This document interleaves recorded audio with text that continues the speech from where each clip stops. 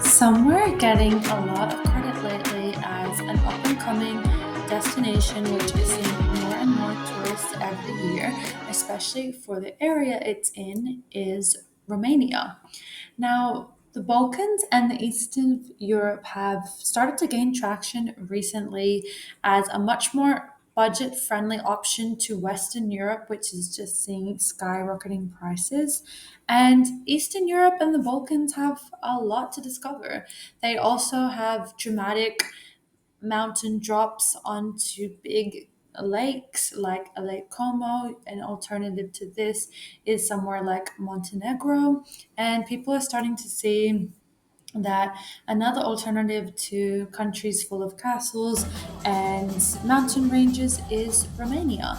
So I thought I would go and check it out for myself, given its affiliation with castles, especially because of Dracula, and also because of its beautiful mountainous countryside. As you'd imagined, I'd started this trip in Bucharest.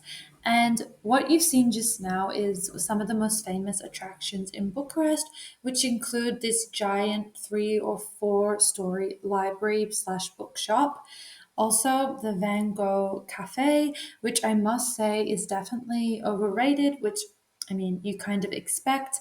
Like the inside is absolutely beautiful, and it's so cool to look at all the paintings they have and the Van Gogh inspired stairway. But the food was, of course, really expensive. But not only that, it wasn't very good, and they didn't have many options. Of course, another site that's famous in Bucharest is the giant, I call it the dictator's palace. I guess it's the big government or presidential palace, but it was, of course, built by the dictator at the time. And it is, I think, either the heaviest or the second heaviest building in the world, either in front of or behind the Pentagon in the USA. While Bucharest obviously does have some beautiful buildings to see, I would say in general I didn't really like Bucharest.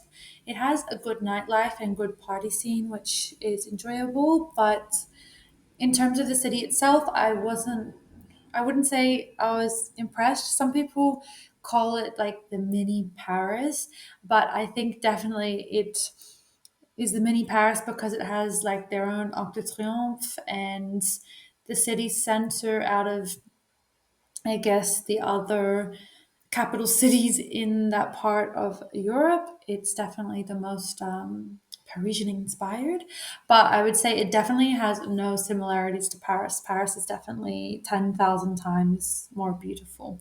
Bucharest is still quite run down. It has a lot of like ex Soviet, well, not Soviet, communist looking buildings, and it's just in general quite, I guess, dirty and a bit dilapidated. But what I will say, for instance, is Brasov and Cluj-Napoca. I preferred a lot more, especially Brasov. Brasov was super nice, super clean, just full of cute buildings. Um, and Cluj-Napoca wasn't like anywhere near as cute as Brasov, but it was super clean. Some really nice areas also in the neighborhoods outside of the city center. It's on a river and it's got a really cool vibe. Lots of students, lots of events on. So yeah, I would definitely say if you were going to Romania, I would probably fly into Cluj-Napoca instead of Bucharest, and I would definitely prioritize seeing Brasov, Cluj-Napoca, Sighișoara, all in the north over Bucharest. I didn't really like Bucharest very much, and you can actually fly into Cluj-Napoca about as cheap as you can fly into Bucharest with Ryanair. As you can see, I'm now in Brasov and I happened to arrive on a super out of season massive snowstorm. So, this was at the end of March, so it's quite unusual that they see like this kind of snowstorm. This is more a February reserved type of snowstorm. But yeah, I arrived to this, and while it was absolutely freezing for the next few days, like -4 degrees daytime temperatures. It was super, super beautiful. Definitely was a bit unexpected, but it was Brasov looked absolutely gorgeous, covered in snow, including the big mountain behind Brasov, all white, was gorgeous. I definitely need to come back to Romania in summer or autumn because it's also famous in autumn for getting all those orange colored leaves. And yeah, because I think I want to spend more time in the mountain villages scattered through Transylvania. And obviously, I couldn't really do that so much because it was just so cold.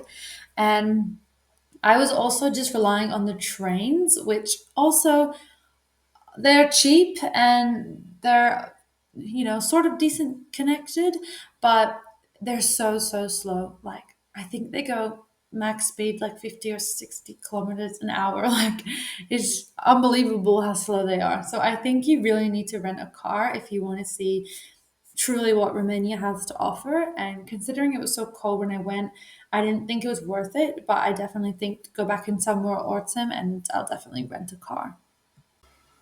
So, where you can see the inside of now is Pelez Castle, which I would say is maybe the second most famous castle in Romania after Bran Castle, which is the Dracula castle.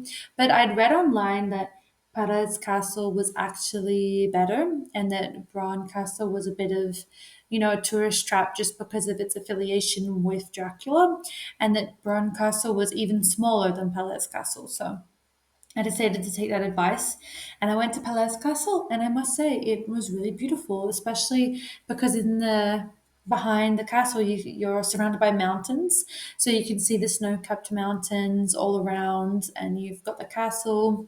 And it was also pretty cheap if you have European residency. I paid like 25 RON, which I'll translate to euros on the screen. But then if you don't have European residency, I think you had to pay like 100 RON. So yeah, it is cheap if you a European. So yeah, I thought it was well worth it given that, and also because this town is called Sinaia, which has Palace Castle in it, and it's a gorgeous little mountain village, and you can easily get here by train from Brasov, which is what I did. However, like I said, with the trains, it did take ages, like 1.5 hours, and it's really not very far from Brasov. So after finishing in Brasov and Sinaia, I took the train again, this time further north, going towards Cluj-Napoca, and I stopped in, I guess, a famous-ish town called Sighișoara. Sighișoara is really small, but it's really famous for its colorful houses and its big fortress, like on top of a hill. So when you come in from the train station, you can see it all up on the hill above you. You cross the river and then you go up the stairs and then you're in the colorful building fortress medieval town. And yeah, I think Sigishwara was maybe my favorite just because of how cute it was. Brashov, there was definitely more life, but I think Sigishwara was my favorite in terms of how beautiful the town was. And for reasons which I don't understand, Sigishwara is quite a wealthy town in the region because you'll notice as soon as you start catching trains in Romania, you see, I think they're referred to as like gypsy villages, although I'm not really sure the people like to be referred to as that. But you definitely see the distinct difference once you leave the cities. All of these rural villages, like you would see people riding horse and cart as soon as you get out of the cities, pretty much whole families using horse and carts, and just all the villages, it's like the same poorly built houses out of kind of whatever materials they could find. Everyone's burning their stoves. There's rubbish absolutely everywhere.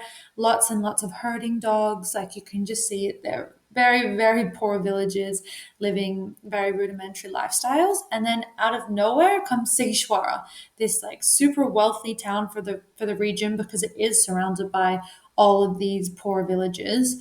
But Sigishwara is just gorgeous. It's immaculately kept. So colorful, a lot of business, and I don't know if it's just tourism keeping it alive today, but I'm not sure how it started, back in the medieval period, how it became wealthier than all its surrounding villages, unless all of its surrounding villages are just like a lot more recently built. So, as you can see now, I have finished my little Romania trip in Cluj. I flew home from Cluj, and honestly, Cluj was maybe my favorite city in terms of livability. Like, if I were to live in Romania, I would definitely choose Cluj.